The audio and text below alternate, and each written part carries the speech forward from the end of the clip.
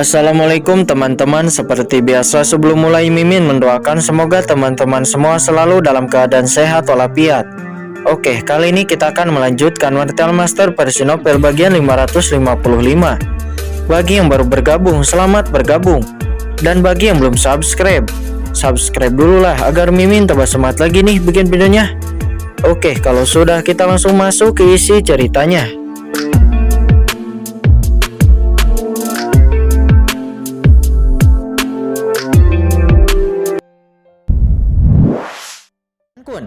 Tetapi dia tidak pernah keluar untuk membantunya sama sekali.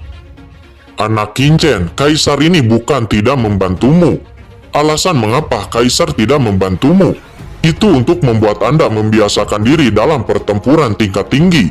Jika Anda mengandalkan orang lain setiap saat, bagaimana Anda bisa memasuki ranah alam suci di masa depan?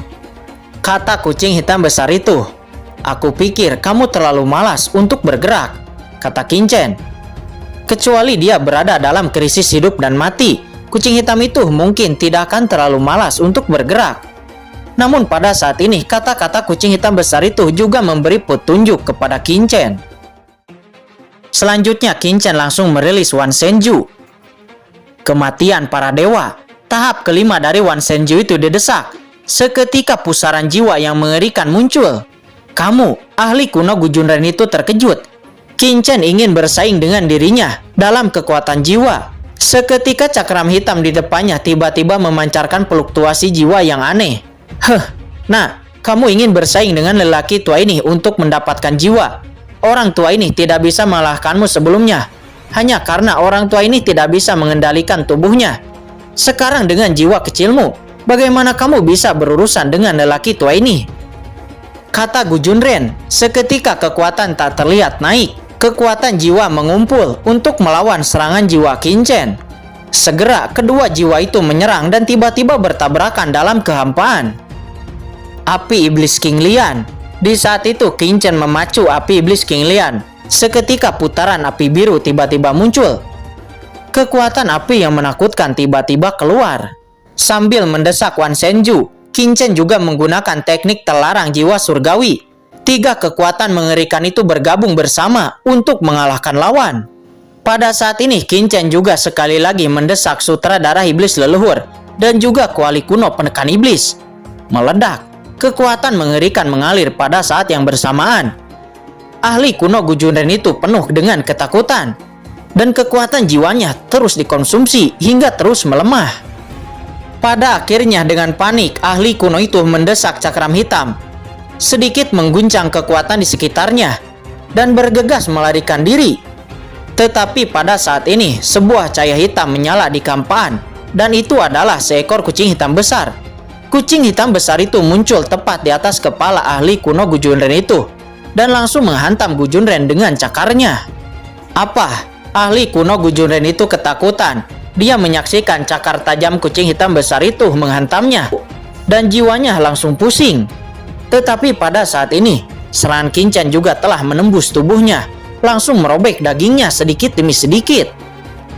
Berhenti, aku memiliki sesuatu untuk didiskusikan, kata ahli kuno itu. Dia berteriak dengan panik.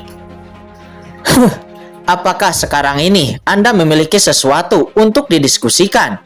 Kata Kincen. Dia mencibir. Untuk ahli kuno di ranah alam suci seperti itu harus dibunuh. Jika tidak, maka pasti akan menyebabkan bencana. Tidak, jangan bunuh aku. Selama kamu melepaskanku, lelaki tua ini bersedia tunduk padamu, kata ahli kuno itu. Tunduk padamu? Atau menunggu kamu menduduki tubuhku? Kincen mencibir. Ahli kuno itu mengikuti Peng Xiaoyu sebelumnya. Tetapi pada saat kritis, dia menduduki tubuh Peng Xiaoyu dan sekarang dia berkata untuk tunduk padanya. Benar-benar lelucon. Tidak. Lelaki tua ini rela mengorbankan jiwanya untukmu.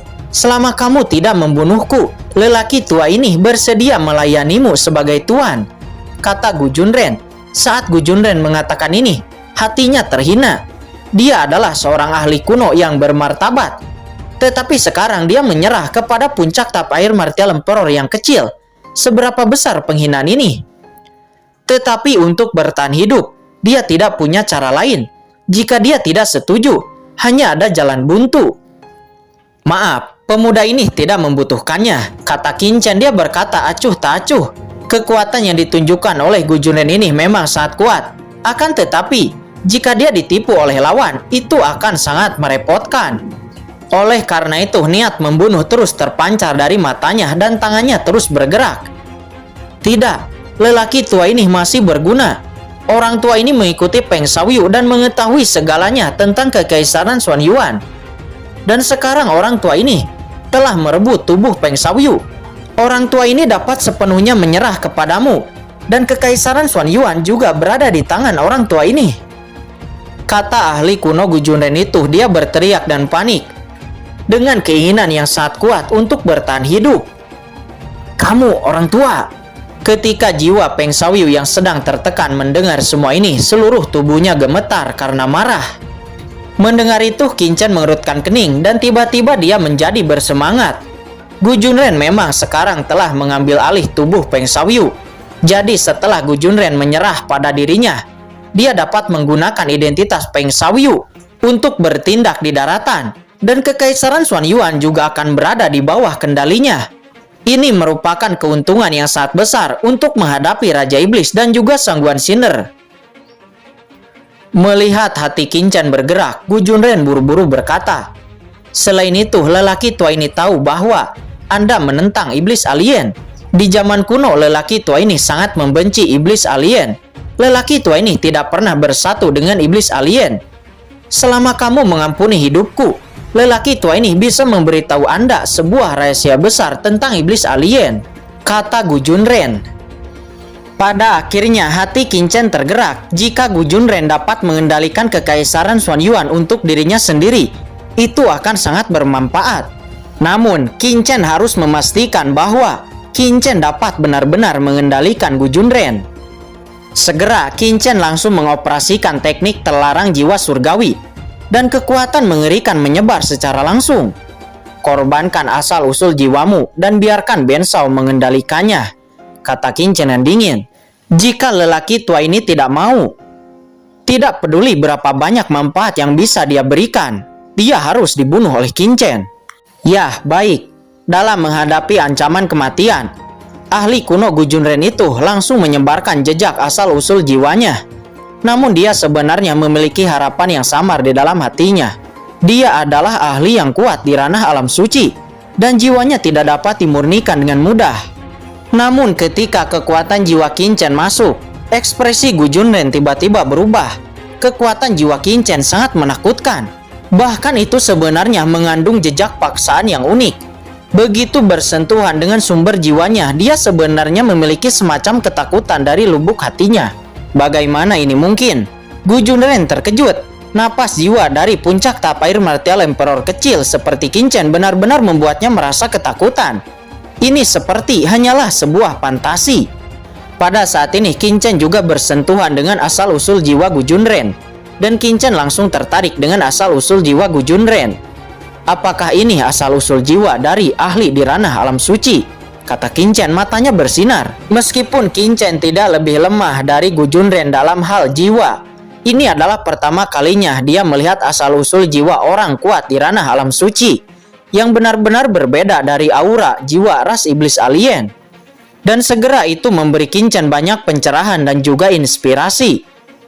Selanjutnya Qin Chen secara langsung mendesak teknik terlarang jiwa surgawi untuk menyempurnakan jiwa dari Gu Junren.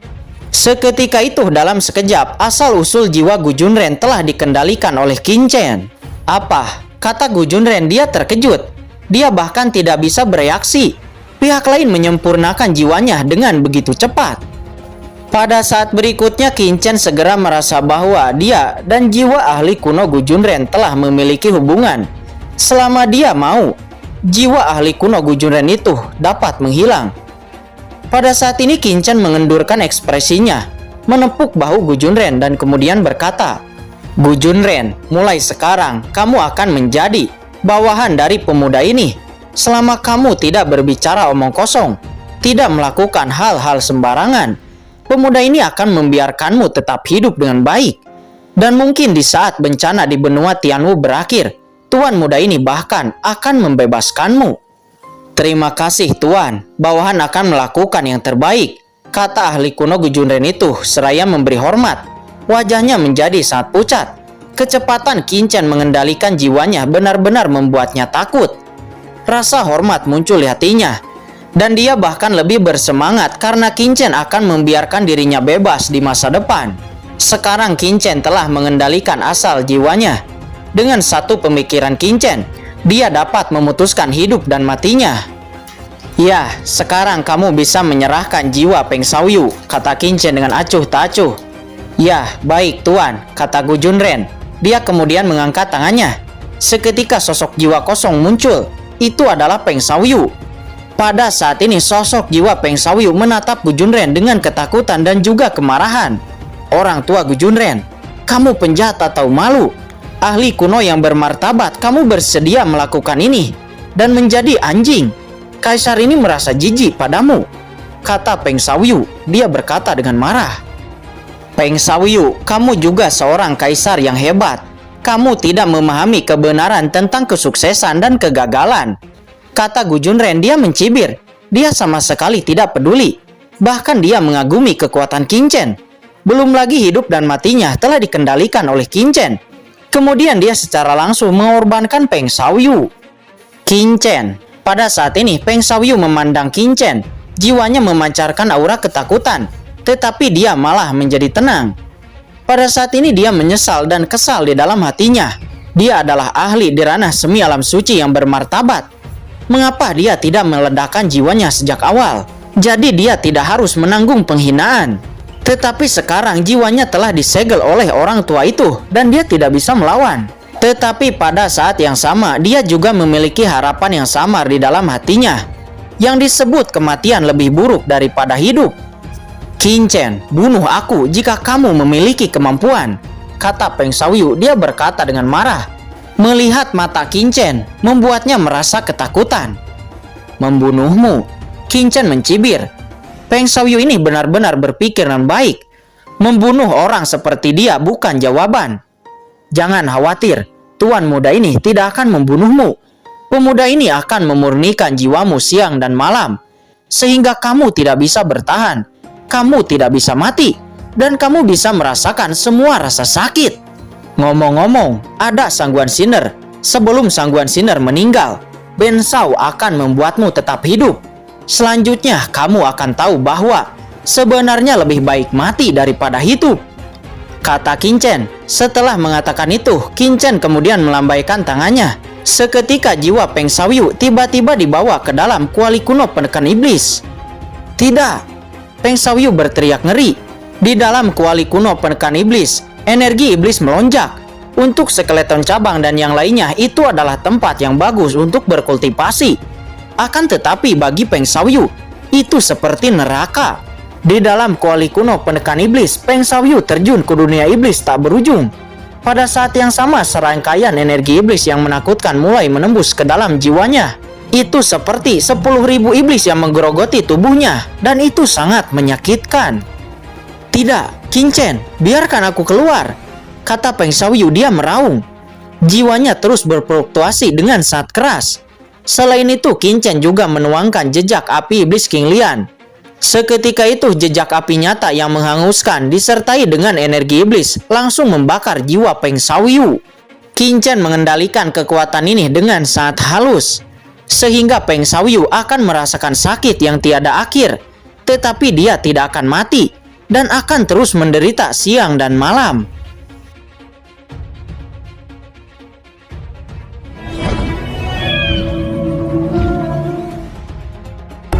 Oke guys, sudah dulu ya. Jangan lupa subrek biar lanjut terus ceritanya. Bagi yang sudah subrek, mudah-mudahan dimudahkan rezekinya. Mimin undur diri. See you next and goodbye.